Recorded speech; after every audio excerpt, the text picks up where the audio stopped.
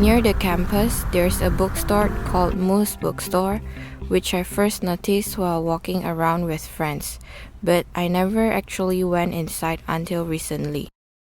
To my surprise, it became a memorable experience during a class field trip. I didn't expect it to be such a fun place. Okay, it sounds like an assignment. It was an assignment, and I planned the field trip.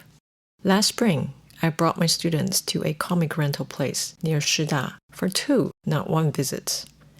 The bookstore is called Moose. The first time was a simple come check it out trip. The second time, we got creative in there.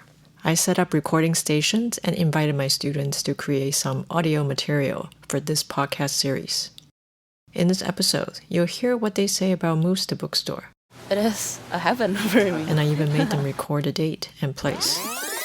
My name is Regina, and I am a first-year student at National Taiwan Normal University, studying in chemistry. I'm Yang Haoyu. I'm 21 years old. It's April 15th, 2025. I'm now sitting inside a comic book rental shop in Shida. I'm Wang Yingzhu, a second-year student at NTU, studying Japanese now. I am now standing inside a comic book rental shop that is called Moose.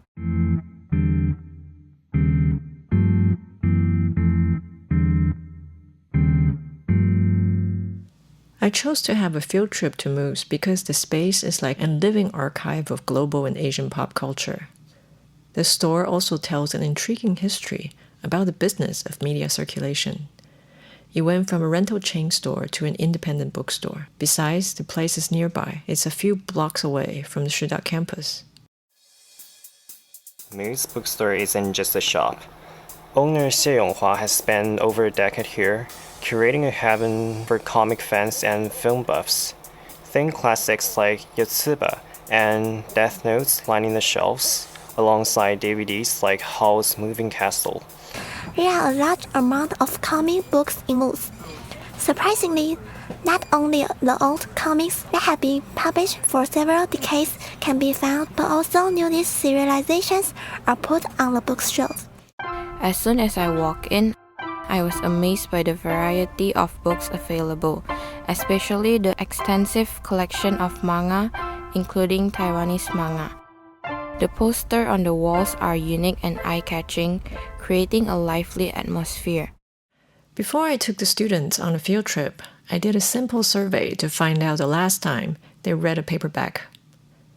When was the last time you picked up a non-textbook paperback and actually read it? To my surprise, 5 people said just yesterday.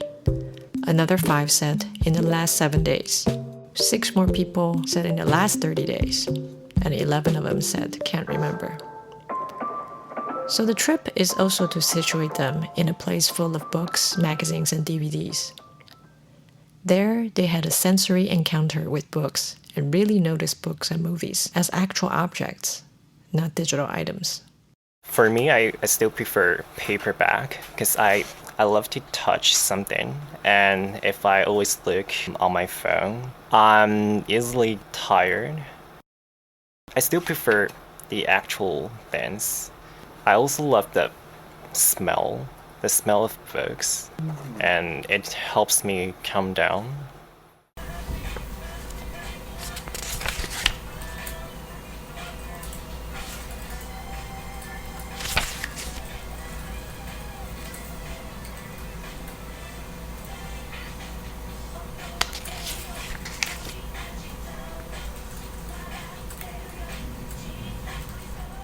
The first floor in the Moose is filled with American movie, Chinese romance novels, and Japanese comic books, while on the ground floor you can see a lot of Chinese light novels and a lot of DVD.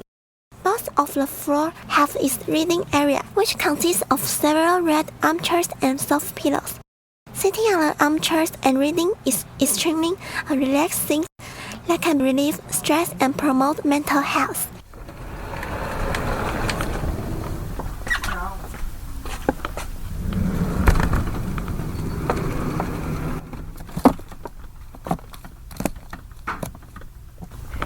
The bookstore has a cozy and welcoming vibes with a basement area where you can sit and read in peace, which I thought was a lovely touch. It's a perfect place to spend your time. It is a heaven for me. Because in here you get your own place to sit, and then you can read your books without any disturbance. Like if you read it outside, like in a cafe, you will hear like people there talking, and then sometimes when you're with friends, you gotta keep engaging with them. So this place is escape, a place to escape from your reality. You just take books, sit down, immerse yourself in the magic of the books. The owner is also friendly, making the experience even more enjoyable.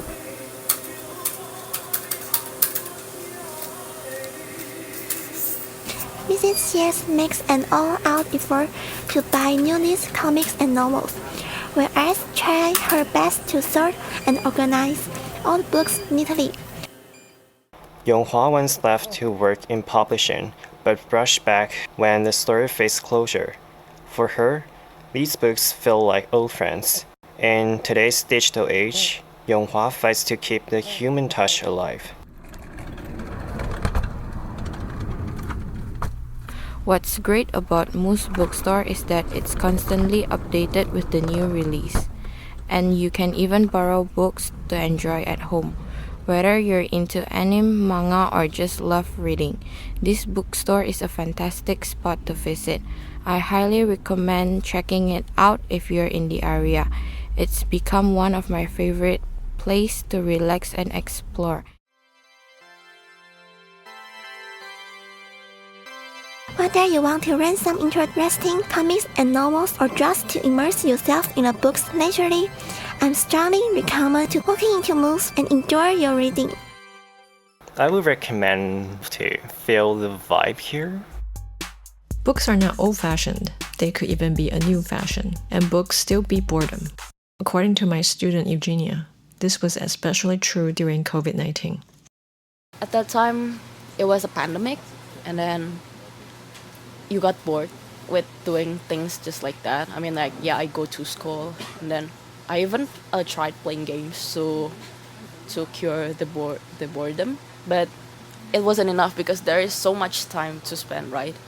So, and then there's an Instagram Reels, and it was promoting a book. I was like, oh my god, yes. I love reading books. So when I see like this much books, I would love to other people to know that there is a place that you can read books. Even though when I came here, I was like, oh my god, there's so many books here. But unfortunately, like many of the titles are in Mandarin, which is a language that I am currently studying. So maybe for now it is not a heaven-like place yet because the options are limited. But maybe in the future when my Mandarin language is much more better, I would love to come here and maybe read some books and just stay in this place where you get so many options of books.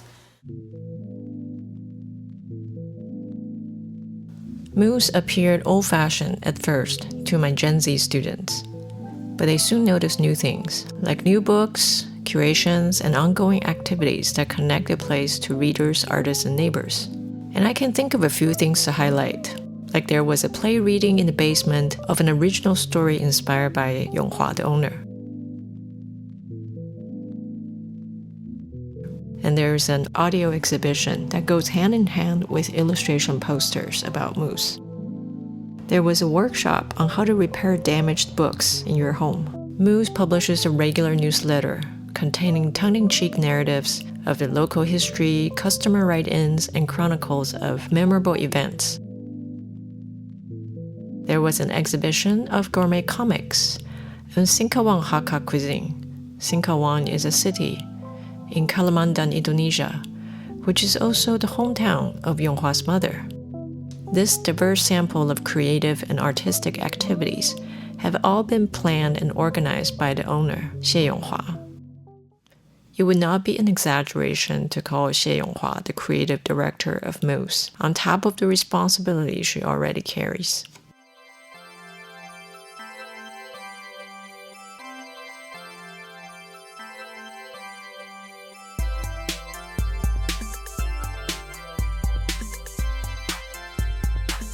Shida Stories is an ongoing podcast series about the lives, memories, and imagination of the diverse people who lived, worked, and played in Shida area. This episode of Recorded in Moose, a quick tour of Moose, was the collaborative effort of Yang Haoyu, Wang Yingzhu, Regina Russman, Chen Ruixiang, and Eugenia Nicole Sujati, Zhen Youqing. I want to thank the graduate students who assisted recording at Moose. They were Jake Huang, Eno Liao, Frank Chen, Paul Lin, Jing Wang, and Emma Yan. They weren't just operating Zoom H6. They chatted with the students, relaxed them, and asked follow-up questions to draw out more thoughts and details. 大传所的学生，我们来帮忙，就是你们录音这样。Take your time. 你想要再试一次吗？ Thanks for sharing. So, Nanny, right? It's an American band. Well, it's really interesting for me because when we talked about books, we talked about it in a nostalgic way. If you just imagine the Moose as a person, what do you say? He or him personality? Tidy, organized. Okay. Yes. It's nice. Their exchange was also a part of this series of Shida stories. I'm very grateful to Xie Yonghwa, who was very accommodating when I brought the class to Moose. Moose has been a sanctuary in my non-teaching life as well. Shida Stories is produced, recorded, and edited by me, Eva Tsai. Thank you for listening. You can find the show on hopinglab.com or wherever you get your podcast.